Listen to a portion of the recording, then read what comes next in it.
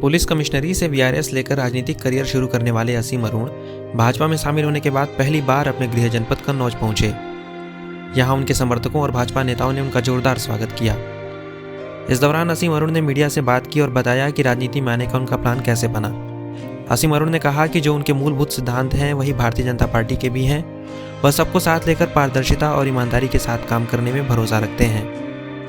अरुण ने कहा कि जब वह पुलिस कमिश्नर थे तब राजनीति और नेताओं से दूर रहते थे, लेकिन यह बीजेपी के शीर्ष नेतृत्व का विजन है कि जो लोग अपने फील्ड में अच्छा काम कर रहे हैं उन्हें लोक सेवा का अवसर दिया जाए ताकि वे यहाँ भी अच्छा काम कर सकें। उन्होंने कहा कि मेरे लिए यह डबल सौभाग्य है क्योंकि मुझे अपने पैतृक निवास कन्नौज में और ज़्यादा रहने का मौका मिलेगा। बीजेपी में शामिल होने के बाद पहली बार कन्नौज पहुंचे असीम अरुण का स्थानीय नेताओं ने जमकर स्वागत किया।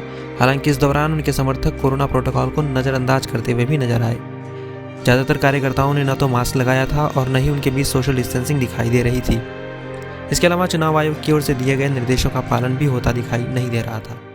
मेरे साथ ये बड़ा रोचक प्रसंग है जिसमें कि मैं अपने पुलिस की नौकरी को पूरे मन से, पूरी ईमानदारी से कर रहा था और मैं राजनीति या राजनीतिज्ञों से बहुत दूर था।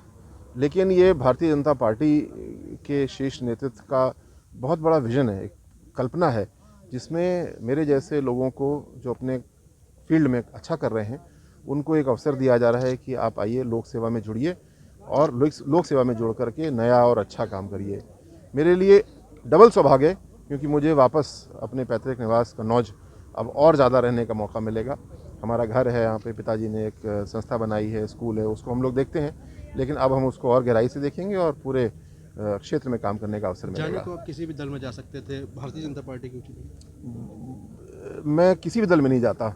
भारतीय जनता पार्टी ने इतना अनूठा सुझाव मुझको दिया और उस पर मैंने विचार किया। लेकिन जो मूल्य हैं, ईमानदारी, शिष्टाचार, सबको साथ लेकर के चलना, समावेशी जीवन रखना, ये मेरे आधारभूत मूल्य हैं और मैं देखता हूँ ठीक यही आधारभूत मूल्य भारतीय जनता पार्टी के हैं। सबका साथ, सबका विकास, सबको साथ लेकर के चलना। ये जब दोनों चीज़ों में कोई अंतर नहीं है तो केवल अंतर ये होगा कि हम किस काम को कर रहे हैं। दिशा और तरीका, इसमें कोई अंतर नहीं होगा और मैं ये कभी नहीं चाहूँगा कि मेरे पिताजी की या मेरी ईमानदारी की छवि में कोई भी आँच आए। मैं लोक सेवा को बिल्कुल पारदर्शी तरीके से करना चाहता हूँ, कम खर्चे वाले तरीके से, कम पैसे वाले तरीके से करना चाहता हूँ। चुनाव लड़ने की बात भी कही जा रही है, काफ़ी सुर्खियाँ हैं ये चीज़ें, तो क्या ऊपर से हाईकमांड से आदेश है? जी, मुझे जो भी टास्क पार्टी देगी, मैंने बहुत कुछ सीखा है पुलिस के जीवन में और मुझे विश्वास है कि पार्टी मुझे भिन्न भिन्न तरीके से टास्क देगी। मैं लंबे समय तक के लिए अब लोक सेवा में हूँ, इसमें उतार चढ़ाव भी होगा, कुछ टास्क सफल होंगे, कुछ नहीं होंगे। जैसा भी टास्क मुझको मिलेगा मैं पूरा करूँगा। आपके जो चाहने वाले लोग हैं वो आपके फैसले से नाखुश दिखाई दे रहे हैं, उस पर क्या करना चाहिए?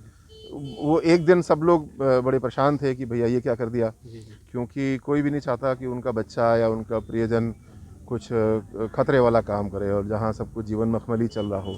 लेकिन 2 दिन के अंदर ही सब लोग मेरे विचार को समझ गए हैं और मुझे लगातार कह रहे हैं कि भैया आपने अच्छा किया अब, और हम लोग सब लोग साथ हैं और साथ मिल कर के नई यात्रा शुरू करेंगे, आनंद उठाएंगे।